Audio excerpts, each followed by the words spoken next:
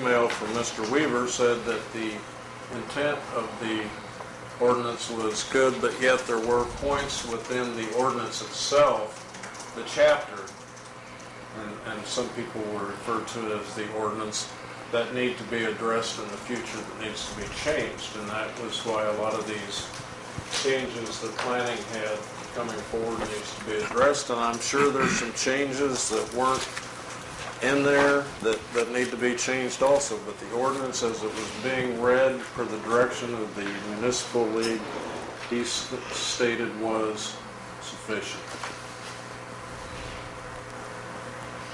There was no, I think everyone that reviewed it, including the planning commission, probably figures that there's plenty of things that need to be changed in it, but that wasn't the intent of getting this ordinance through and done with. To get it realigned numbering-wise with general content addressed with no changes, like we didn't try to slip in any non-conforming sign issues that have been on the table for over a year and those types of things. Everything was as it was in the current code, just strictly renumbered. Further discussion, Mr. DeVito? And we can read this on its second reading and approve it, and then still have time at the next meeting to do the third reading with advice of council. Yes. You've already had the title read for the second time. We haven't approved it on its second reading. Yeah, read it, yeah. Okay, any further discussion? All in favor, say aye. Aye. Any opposed? Okay. I have a question. So you were moving to approve it on a second reading? Yes? Yes. And so who would the second have been, please? Well, Mr. DeVito made the motion to suspend the rules and I seconded it. That was for the reading. We haven't approved it on its second reading yet, correct? And that's what you were motioning to do? Okay, then I'll make a motion to approve it, ordinance number 2162 on its second reading. Second. Thank you. Now I understand. 6-0. Any further discussion? All right. Moving on Yes. to number 12, moving city council cost, moving city council meeting cost. Yes. I would move to defer this item to our next meeting. Second. Any discussion? All in favor, say aye. Aye. Any opposed? Okay. I think Smitty was out in the hall ready to address this. Can somebody see if he's still out there? We just postponed it, didn't we? Just We did, postponed it. but he was here to talk about it. He didn't know it was going to be postponed. Oh, well, wait. I'd move to have him address this item. I didn't realize he was here for that item. Apologize. Jesus. If you look at the way it's on the agenda, it has nothing to do with transit. We just postponed this. Can't we just postpone it? Whoa. Okay. You rolled out. What's the council want to do? It's talking about We moving just to the council. postponed it. We just postponed it. Thank you, We Don. sit here and listen to it. Smitty? Thank you for your time, sir. Apparently you're not going to get to talk about it. Thank you for showing up. Number 13, budget resolution. Move to discuss. Second. Floor is open. Mr. Pownall. I move that we assign a resolution number to the one that starts with the transfer in cemetery, whatever it says, for discussion purposes only. Do you have an extra copy of that?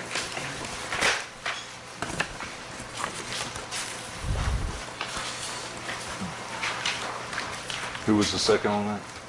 I'll second So- that. All right, I just didn't hear you. I'm not sure. Let me see.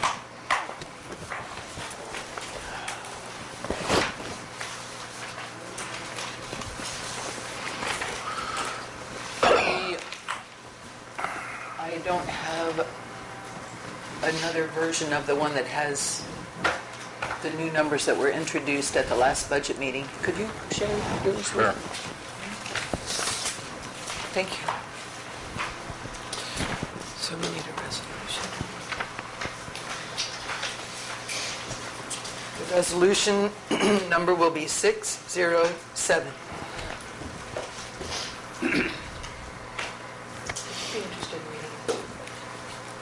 Hang on. I'm not sure I can. You need to clarify that with the table before I can read anything else.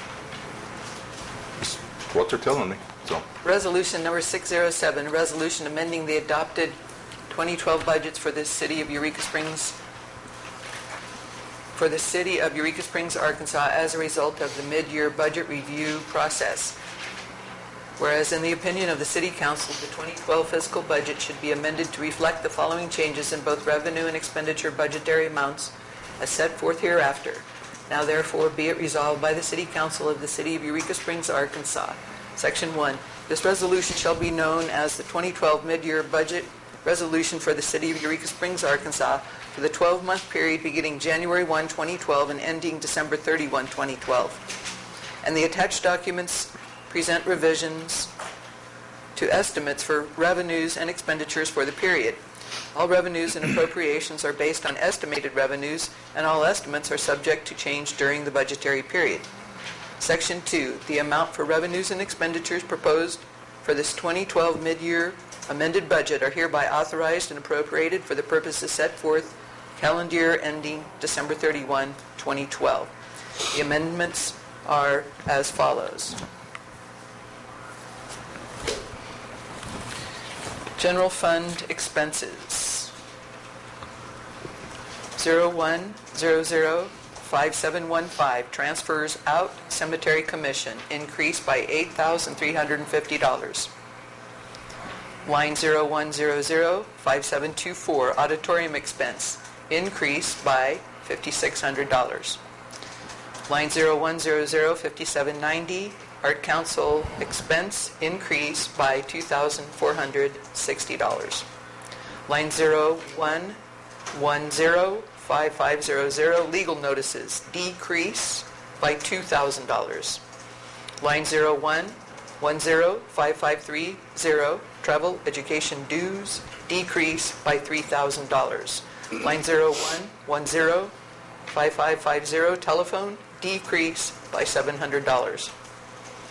Line 01105560, utilities, increase by $700. Line 01105571, professional services legal, increase by $14,000. Line 01105572, professional services other, increase by $2,000. Line 01115530, travel education dues, decrease by $500. Line 01115550, telephone, decrease by $500. Line 01115310, postage, increase $500. Line 01125513, maintenance operation vehicle, increase by $7,000. Line 01125530, travel education dues, decrease by $3,500. Line 01125550, telephone, decrease by $1,600. Line 01125572, professional services other, decrease by $1,900. Line 01125505, animal control, decrease by $1,500. Line 01125301, supplies, office and operating, decrease by $2,000. Line 01135530, travel education dues, decrease by $500. Line 01145511, maintenance building, decrease by $2,000. Line 01145513, maintenance operation vehicle, increase by $15,000. Line 01145530, travel education dues, increase by $8,000. Line 0114, 5572, professional services other, decreased by $16,000. Line 0114, 5301, supplies office and operating, decreased by $3,000. Line 0114, 5590, small equipment, decreased by $2,000. Line 0115, 5530, travel education dues, decreased by $850. In street fund revenue, line 1000, 4005, federal grant revenue, increased by $53,885. Line 1000, 4910, insurance proceeds, increased by $1,250. Line 1000, 4991, miscellaneous revenue, increased by $3,330. On the expense side for the street fund, line 1000, 5511, maintenance building, increased $6,760. Line 1000, 5514, maintenance walls, increased by $25,000. Line 1000, 5560, utilities, increased by $1,000.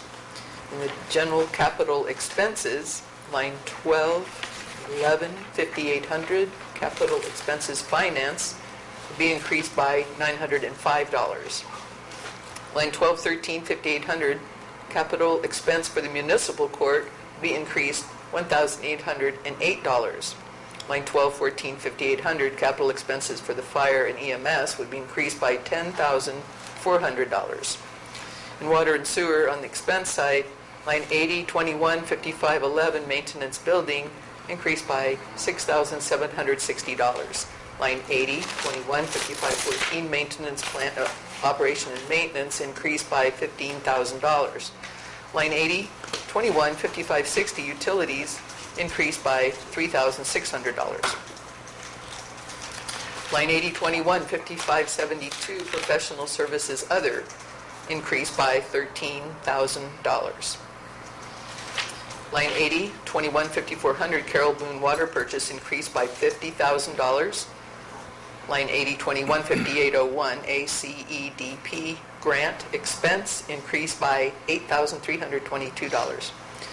Line 8022, 5511, building maintenance, increased by $6,760. Line 8022, 5512, maintenance equipment, increased by $32,000.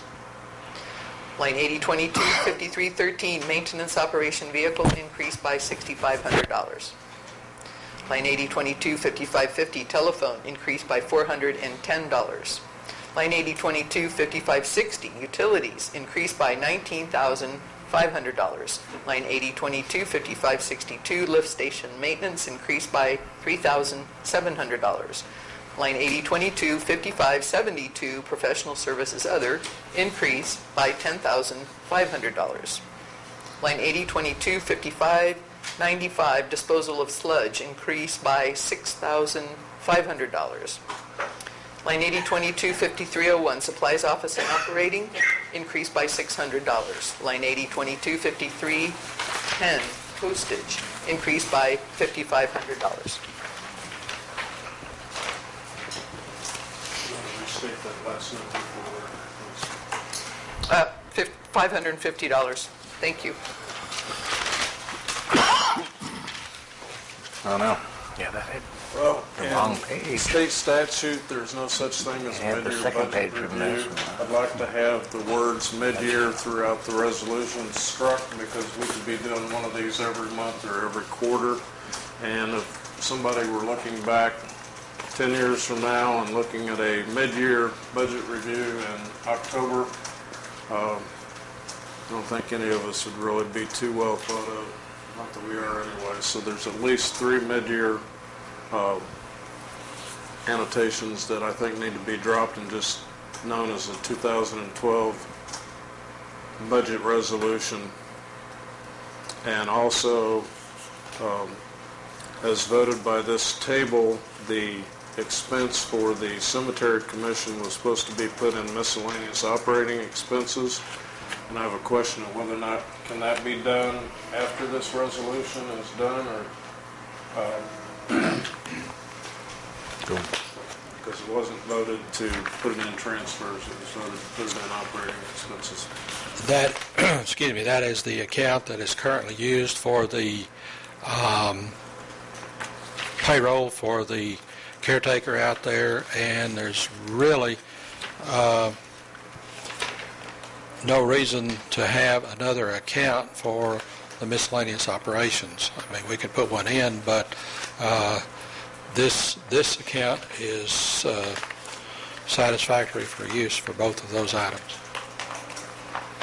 Yes, sir. Take exception to that because you don't know that transfer route, what it does cover, and I think the concern is following the change where the caretaker acting sexton is being paid by the finance department.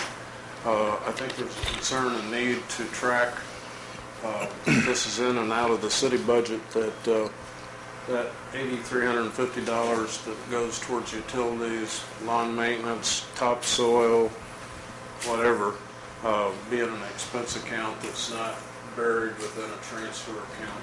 And that's the way we voted, was to set it up into an expense account, miscellaneous expense account, as we have many on the books.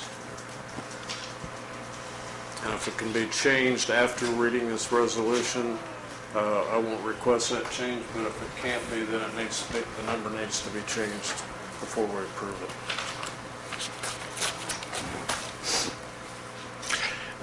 I don't think it can be changed after the resolution is read and passed.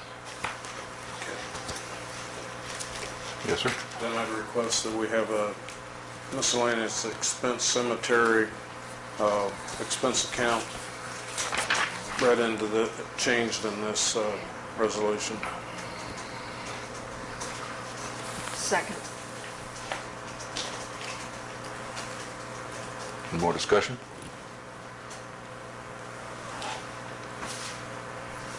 No. Clerk will read back the motion, please. To add a line for miscellaneous expenses for the cemetery commission. All in favor, say aye. Aye. Any opposed? Six zero. Oh, no. What's the status of the recommended deletion of mid-year? Should we? I think the qualifier is a process.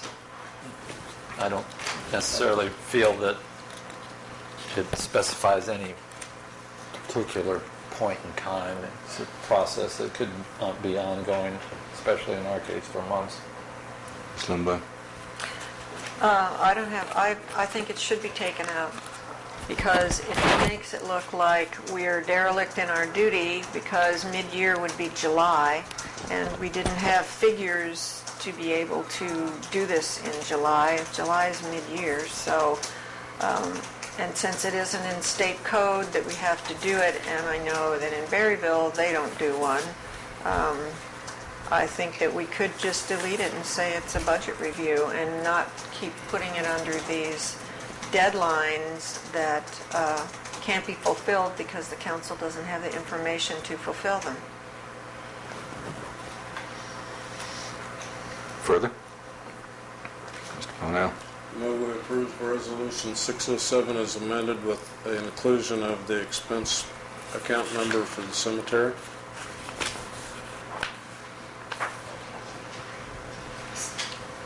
Didn't we do that already? I don't understand. I have the number. Oh, sorry. I'll second that. May I ask? Yes. Yes, 7. Since I'm going to have to do the minutes, may I ask a question? It's very clear to me that you wanted the additional line added. It's not clear that there was any motion to take out those 3 references. So I want to make sure I understand what it is that your motion is. Restate your motion, please. Draw everything and start over.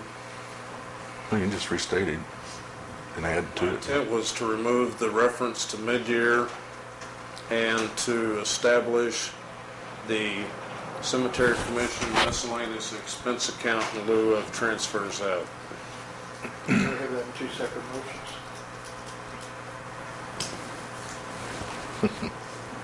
We have the adding line part done.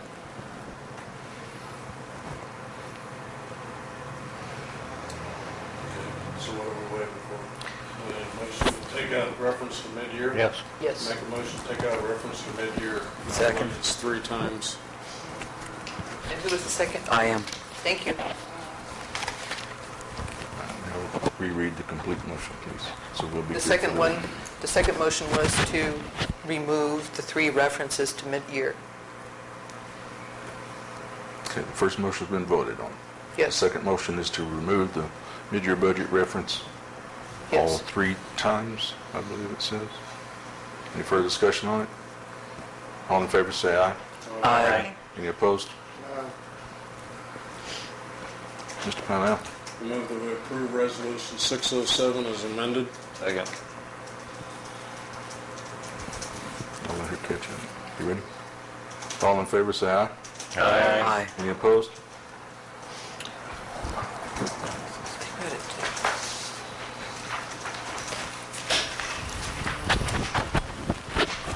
Okay. I'll give you notice of veto on this now.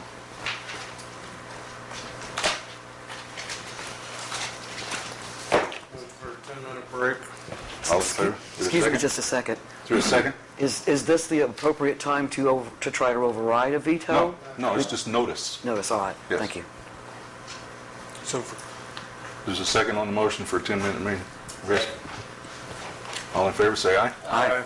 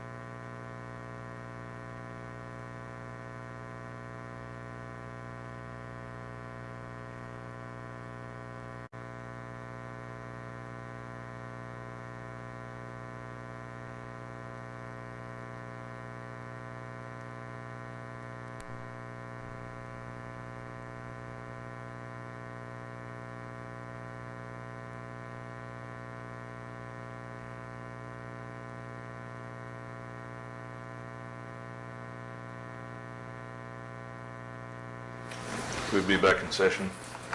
We're ending in the new business part of the agenda now. Number 1, bed and breakfast changes in the definition. The state's postponed until reviewed by the city attorney.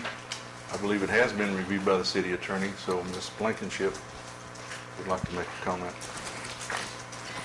So, motion to discuss. Point of So order. moved. Yes. Excuse me, point of order for just a second. Last meeting, didn't we have some items that were postponed until reviewed or whatever?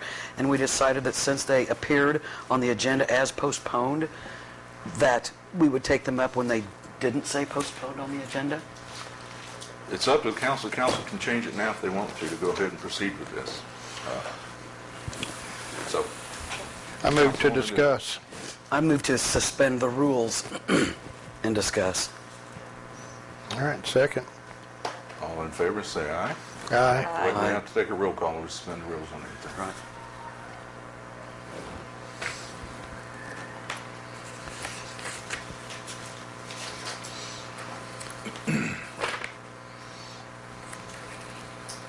One clarification before the vote. Is the ordinance that we have in front of us the one that has the 2 spelling changes made on it?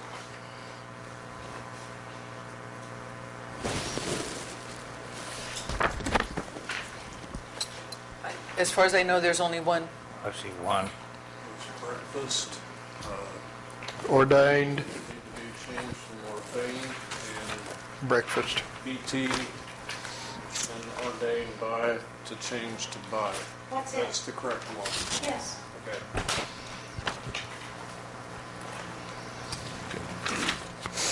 To suspend the rules and discuss. Mr. DeVito? Oh, not here. Mr. Raphael? Yes. Mr. Berry? Yes. Ms. Lindblad? Yes. Mr. Pownall? Yes. Ms. Ballance? Yes. 5-0. Okay. Step up, Ellen.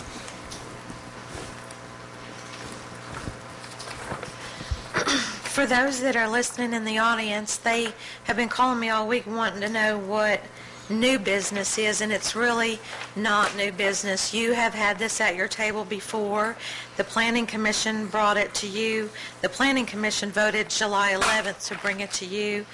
You actually had it at your table on August the 13th and sent it to the city attorney to put into ordinance form.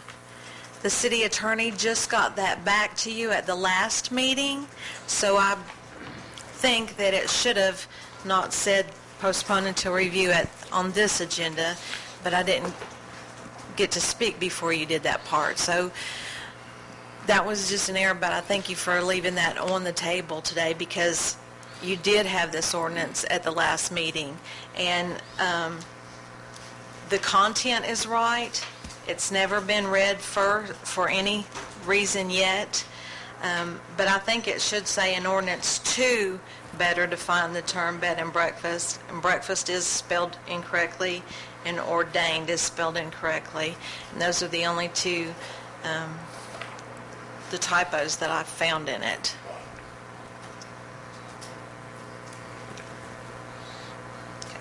Thank you.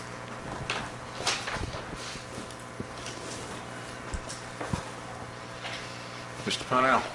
I move that we assign this an ordinance number and put it on its first reading. Second? All in favor, say aye. Aye. Any opposed? Like sign.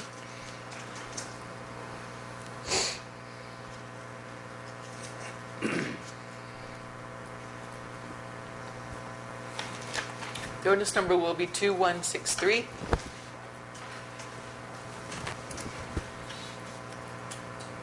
An ordinance to better define the term bed and breakfast, whereas the Eureka Springs Planning Commission has made a study of the current definition of bed and breakfast contained in the municipal code and made certain recommendations to the city council.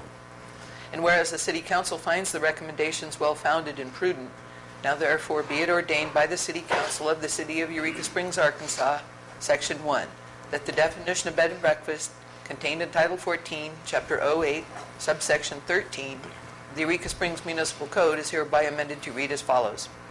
A dwelling or area containing one or more structures, at least one of which is occupied by an owner or manager on site, where for compensation, lodging and meals are provided, generally no longer than 30 days per guest, but not more than 5 units. For the purpose of this section, on site shall be defined as adjoining, i.e., sharing a boundary, and shall not include properties separated by a city street, roadway, green space, or alley. Section 2, severability clause. In the event that any section, subsection, paragraph, subdivision, clause, phrase, or other provision or portion of this ordinance shall be adjudged invalid or unconstitutional, the same shall not affect the validity of this ordinance, code section, or chapter as a whole, or any part or provision other than the part so decided to be invalid or unconstitutional, and the remaining provisions of this ordinance, code section, or chapter shall remain in effect. Section 3, repeal clause. All ordinances, resolutions, and parts thereof in conflict herewith are hereby repealed to the extent of such conflict. Mr. Pownall. Administrative question. In section 1, the clerk stated chapter 08. Is it chapter or section? Copy I have says section. Oh, well. Sorry. I talked or something. Are you saying that it says section and I said chapter? I just wanted to clarify which it is for sure. Well, let's go for Title 14, Section 08. since this is the one the city attorney reviewed.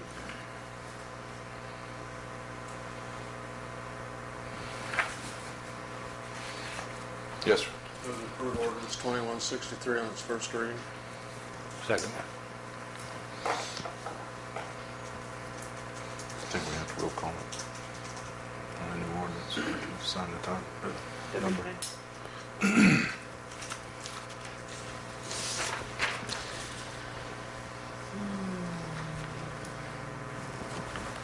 Mr. Pownall? Yes. Mr. Berry? Yes. Mr. Raphael? Yes. Ms. Ballance? Yes. Ms. Lundblad? Yes. 5-0.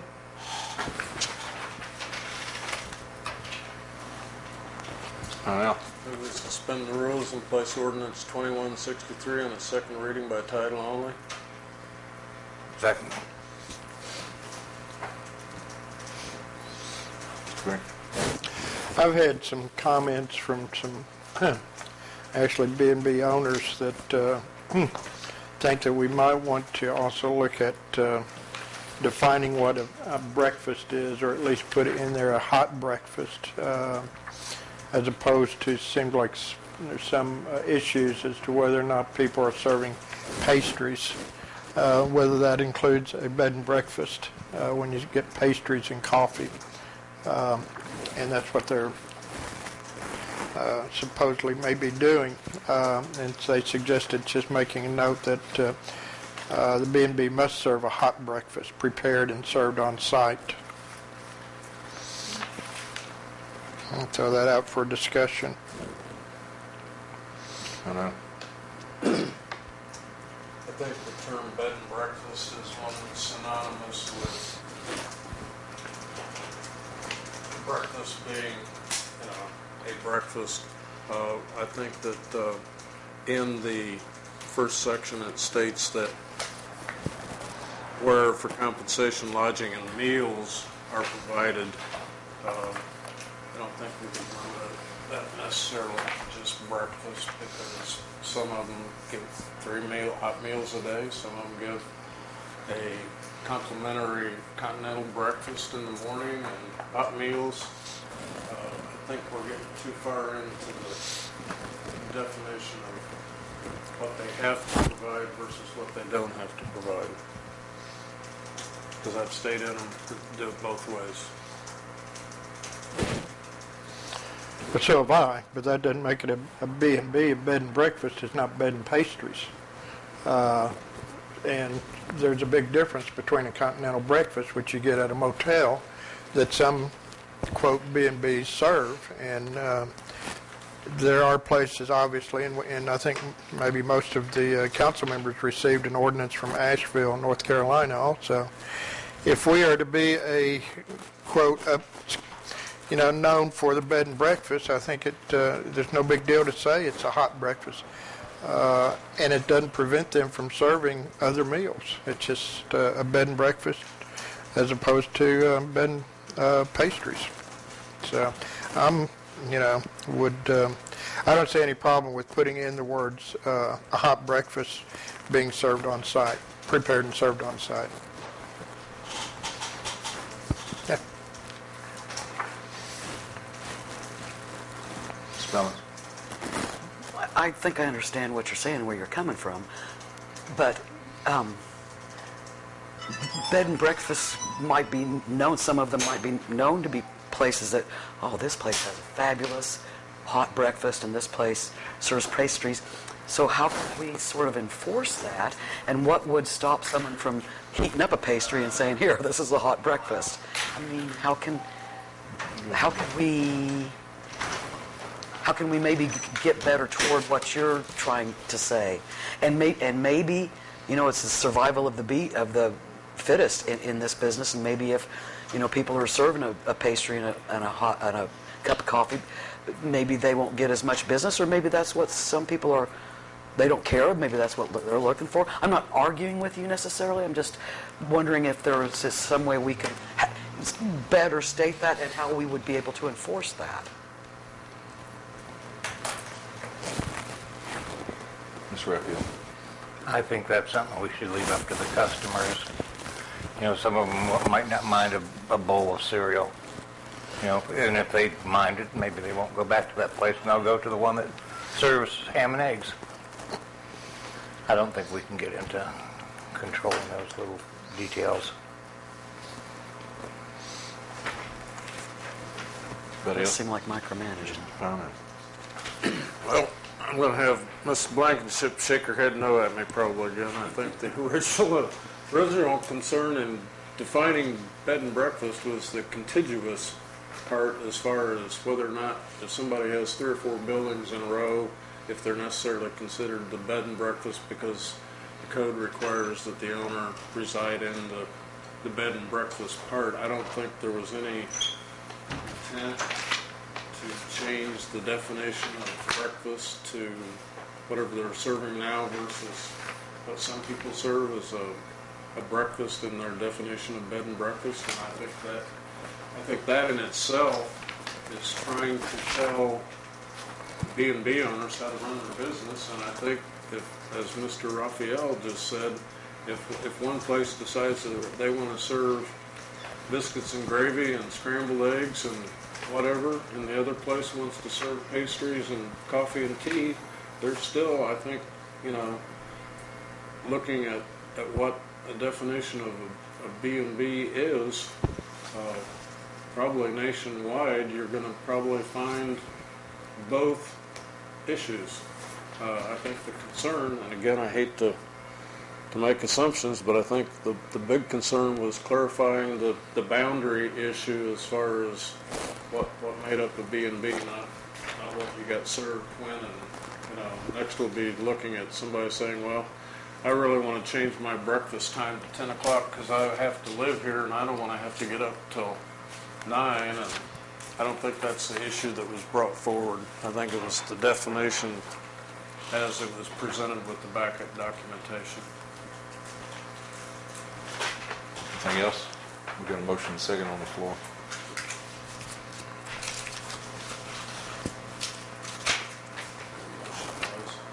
To suspend the rules and read again by title only. So now we need a roll call Agenda vote. roll call.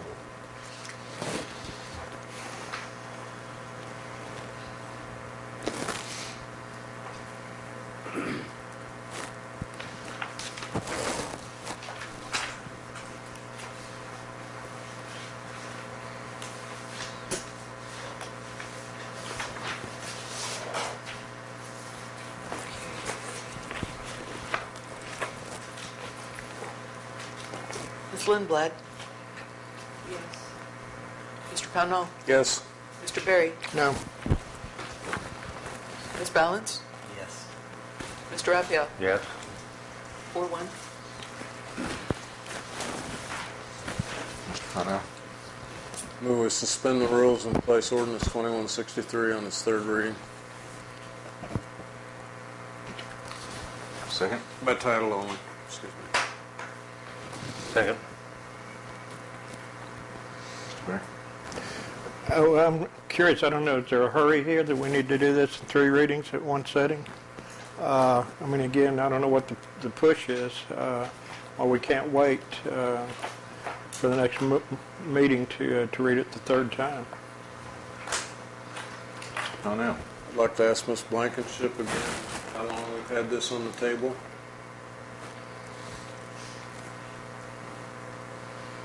The date that you referenced.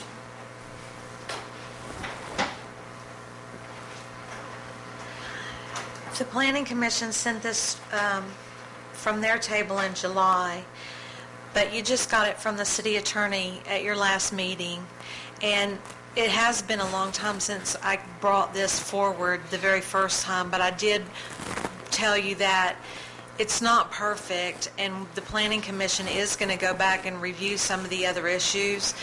There are issues in our B&B population that do need to be addressed, probably the breakfast issue. There's also some that are like, 3,000 square foot, and some that are 1,800 square foot, but they're all limited to 5 units. But before we can do all that, we have to have meetings with the B&B Association. So this wasn't an all-inclusive. This was just fixing something that we all agreed that needed to be fixed. Ms. Lindblad. I agree with Mr. Berry. I don't see what the big rush is on this. And since we just got it at our last meeting and we're only voting it on it at this meeting, I think that we should provide time to get input on this, because I did vote yes to pass it, but I was very ambivalent about my vote on the second reading, because I think there is merit in what Mr. Berry said about what constitutes a breakfast. And, there's a big difference, I agree, between going to a motel and getting a continental breakfast. And when people stay in a B&B, I think they expect more than that. So I think that it would be good for us to postpone further voting on this until the next meeting, where we can get input from people who are concerned about this. Mr. Pownall. As stated by the chair of the Planning Commission, those concerns are going to be addressed by the Planning Commission, and this addresses strictly the definition of what makes up a B&B as far as who lives there and how many, and whether or not they're contiguous. And I think it is imperative. It's not like we're trying to add an emergency clause to this thing and pass it tonight. We're still, even if we pass it on the third reading tonight, we're still got 30 days, which is, another whole month after tonight if it passed on its third reading. And it's one, as Ms. Blankenship stated, it's one particular issue. There are other issues that need to be addressed. Mr. Raphael. Seemed like the main reason of this ordinance was to define on-site. It seems like it's done that. And since they plan to work on this further, or additional provisions to this, I don't see any reason in passing it on its second reading. There's still another reading. Any further? All right, can you read the previous motion? The motion that's on the floor now. To suspend the rules in place on its third reading by title only. We have to roll call it since it's a suspension anyway. Thank you. All right. Man.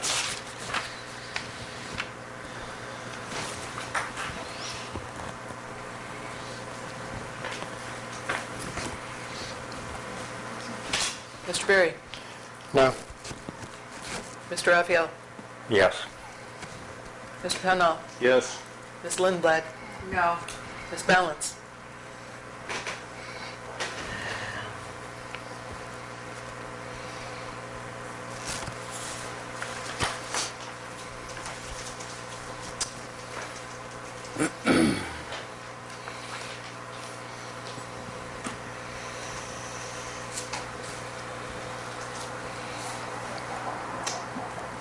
Yes.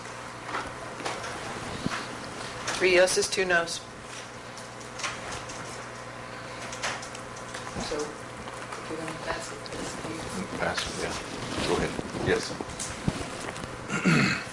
4-2. Let planning take care of it.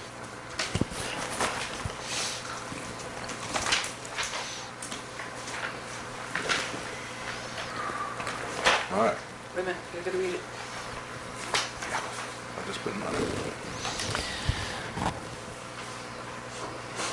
Ordinance number 2163, an ordinance to better define the term bed and breakfast.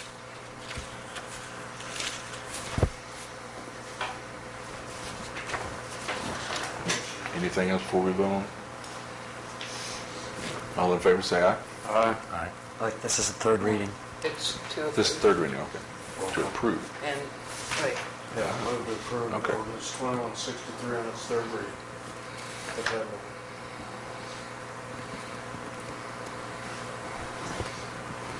All in favor?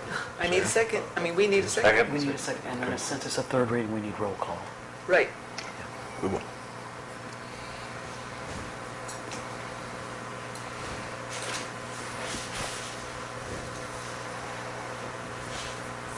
Ms. Ballance? Yes. Mr. Pownall? Yes. Mr. Berry? No. Ms. Lindblad? No. Mr. Raphael? Yes. 3-2. Yes.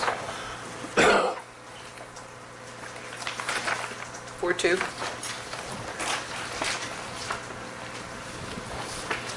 All right. Number 2 in unfinished business is update on zoning map. It has been postponed to further notice from planning. Since she just went out the door, I'm assuming it's still postponed. Mr. Mayor, Yes, sir. can we just remove this? I noticed in the budget that they got this for the zoning map. It appears that this is not going to be taken up this year. That is a motion. I do make a motion to remove this from our agenda. Is there a second? Okay.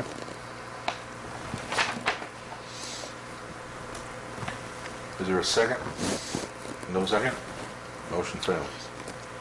Mr. Pate? I make a motion that we remove this from the agenda as long as we understand, and this is what's happened before, that the funding at its current approval level remains for the zoning map.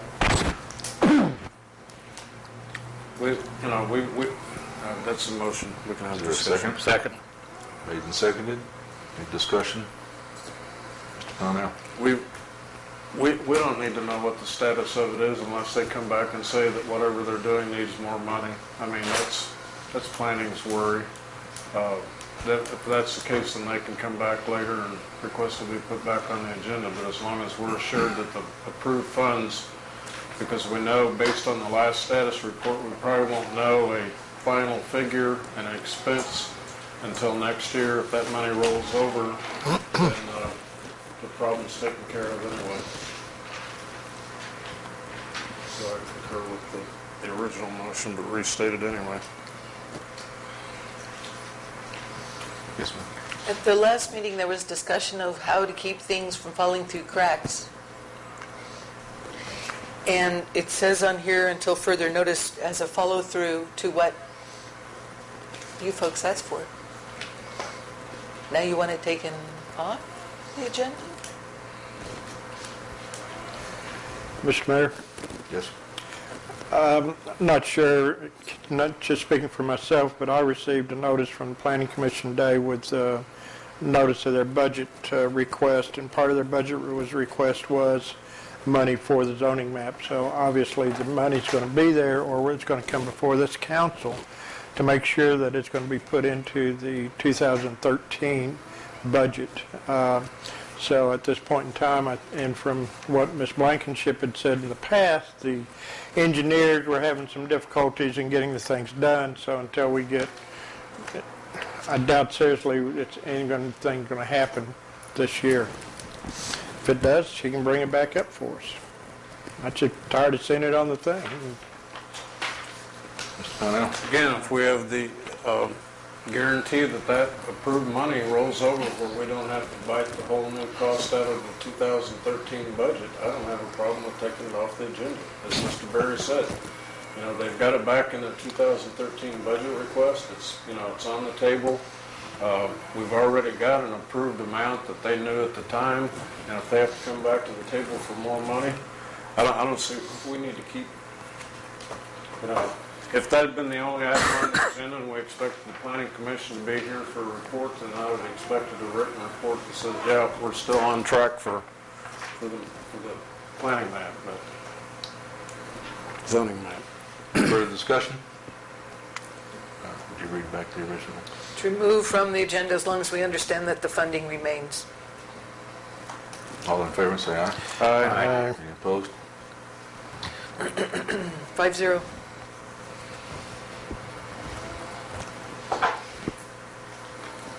Moves us to number 3, status of fixed assets list. Move to discuss. Second. Second. Doors open.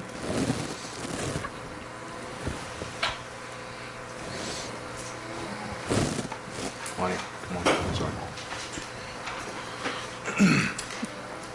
The fixed asset list is up to date through 12/31/2011. We just got it back from the auditors.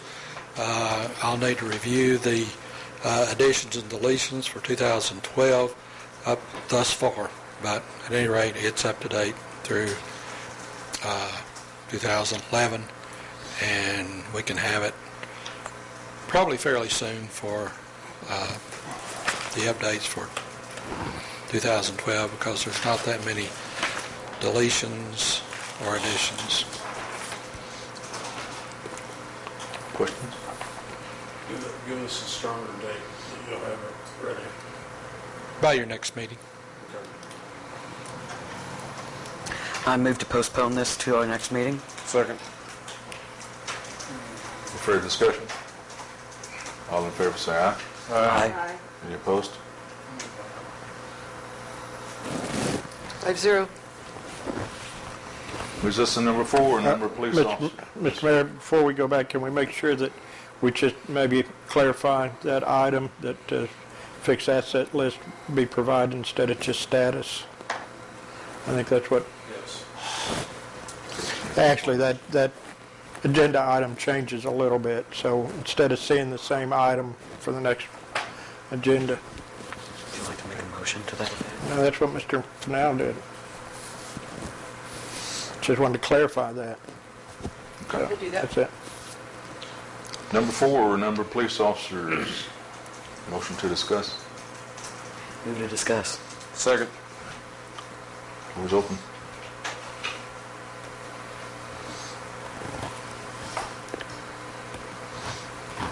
Mr. Pownall. State Code 1452-201 states the City Council shall by general orders direct the number of subordinate police officers to be appointed. I make a motion that the police chief provide the minimum number of officers that he needs to operate on a 12-year basis, no later than 12 the years? first 12-month basis. 12 years? You want to read my mind and change it? 12-month basis, no later than the first meeting in November in person.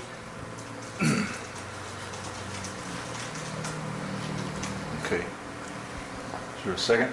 I'll second that for the purpose of discussion. Discussion's open. Go ahead. Being as we only have a few meetings left this year, and this state statute specifies it shall be ordinance, perhaps it would be more appropriate for the police chief to have that information to us by our next meeting. So I would move to amend the motion on the floor by asking for that information by our next meeting.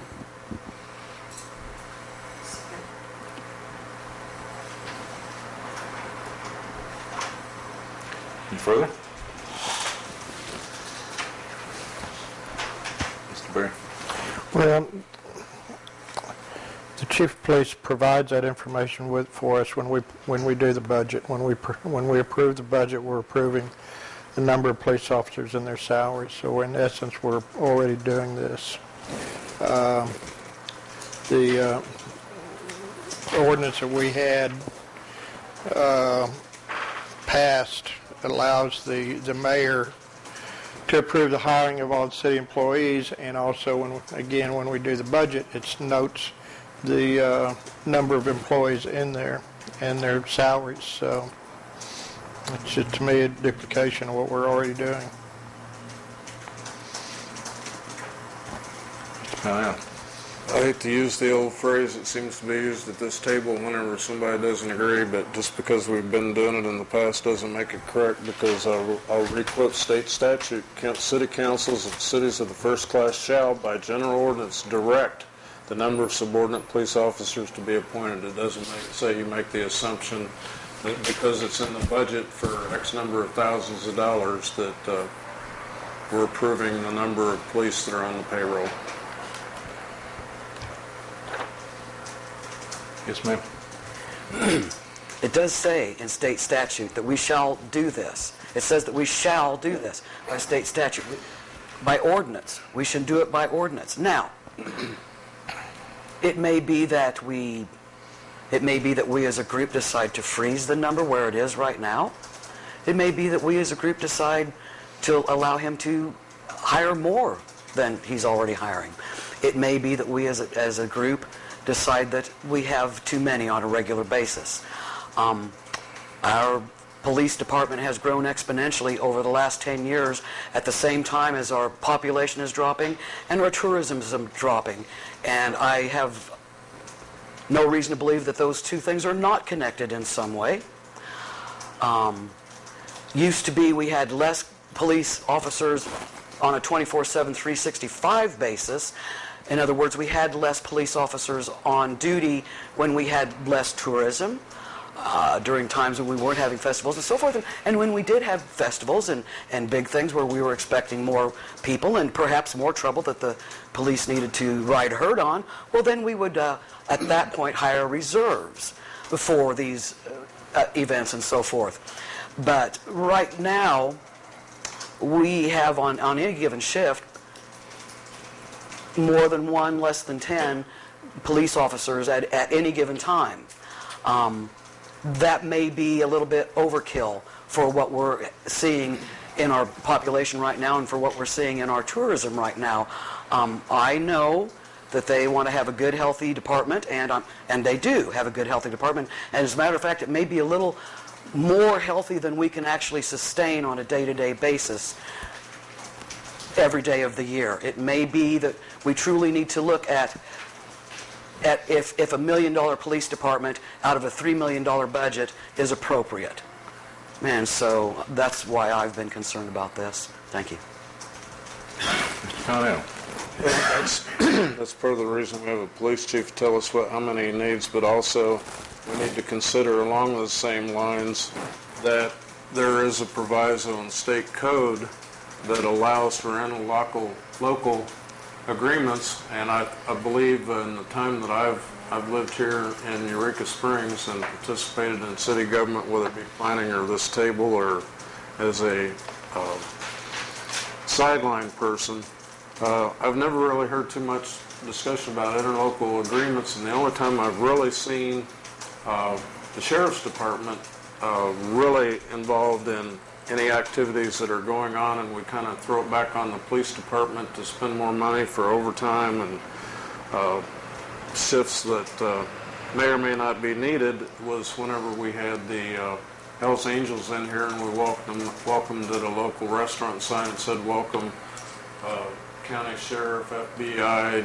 DEA, and the whole 9 yards. So I think that's one of the things that needs to be considered when we look at the real numbers of what it takes for a town of 2,053 people for a police department on a 7-day-a-week, 24-hour thing that we can't necessarily, and I've heard former council people, give adequate arguments at this table that we maybe need that many police in the summertime, but we don't need that many in the winter.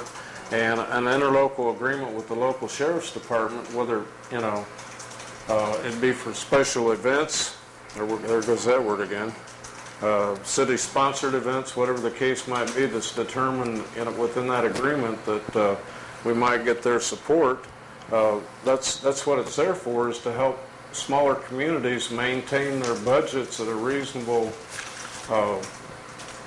level to be able to support any functions that may not be justified having a large police force. I know growing up as a kid living in the country, we had a town of 1,500 people, and we had one cop that sat at the red light and slept half the night. So, but I think that's one of the considerations that need to be made after the chief of police has presented to us his minimal numbers, and as Ms. Ballance has stated, we can pare it down to whatever number is workable, and that can be, I don't want to use the word grandfather, but the appropriate term by attrition or whatever the case might be. I don't think there's any intent to go in and do a slashing of the police force immediately.